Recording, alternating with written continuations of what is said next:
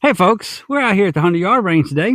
We have the Ruger Super Red Hawk out here, 44 Magnum with a 7.5-inch barrel. I shoot 240 grain soft points in this thing for deer hunting. But that got me to thinking about something that I hear repeatedly. There are people that will tell you that you have to have 1,000 pounds of muzzle energy to cleanly take a deer. So is this the truth? Do you have to have 1,000 pounds of muzzle energy to cleanly take a deer?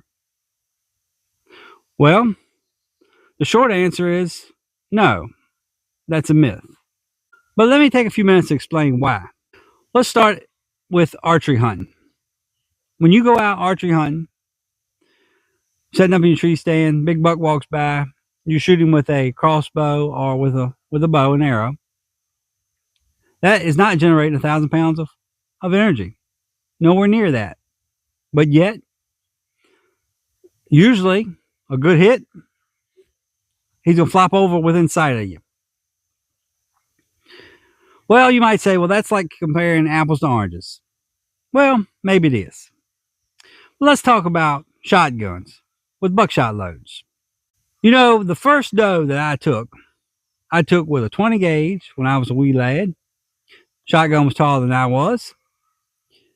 I hit it with one number 3 pellet upside the noggin. I hit it with a second pellet just below its jaw. It was running through a cutover. All I could see was I get its head coming up over the brush. And I was fortunate enough that I landed those 2 pellets. She rolled up in a ball.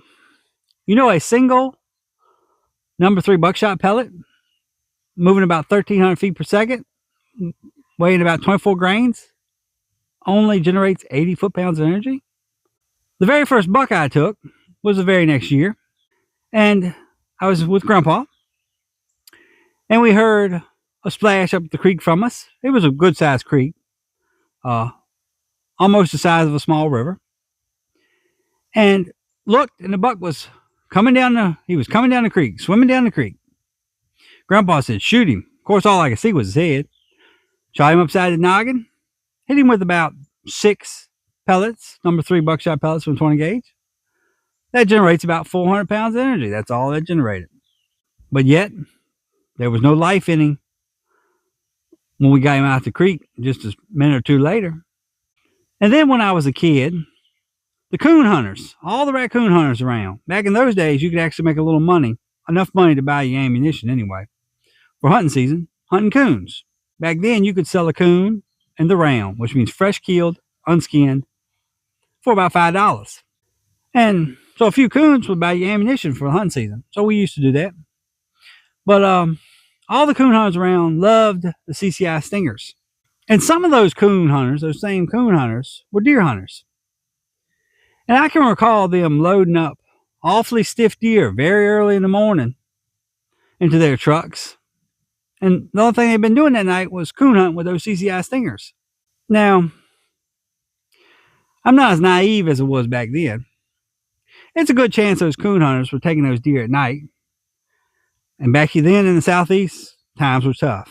I'm not judging those men. That's not what this is about. Anyway, a 32 grain stinger going a little over 1,600 feet per second, which is optimal. And most of those men back then used shorter barrels than what they tested those stingers in. It's generating less than 200 foot-pounds of energy. So 1,000 pounds cannot be what it takes to take a whitetail or any deer. Because we've just heard circumstances where less than 400 pounds have taken deer. Well, maybe those were exceptional circumstances. That's not the norm. For the last 20 years, at least, I've taken at least one deer with a 44 Magnum. The setup that's sitting here on the shooting table today, right at the end of the muzzle there, only generates 900 foot-pounds of energy. And you're not going to come across many people that are going to tell you a 44 Magnum is too small of a gun to take a deer. Somebody at some game department or game commission or resource department, whatever, made that number up years ago. And it's been stuck. In the deer woods, shot placement is all that matters. So until next time, Y'all stay safe in Deer Woods, and God bless. So the largest 10-point whitetail ever taken by a hunter was taken by Jim Jordan back in the early 1900s, 1912, I think. I can't remember exactly. But anyway, he was using a 25-20. The original factory loading on 25-20, it was like an 86 grain bullet, and I can't remember how fast it was moving, but I know it was making about 400 foot-pounds of energy.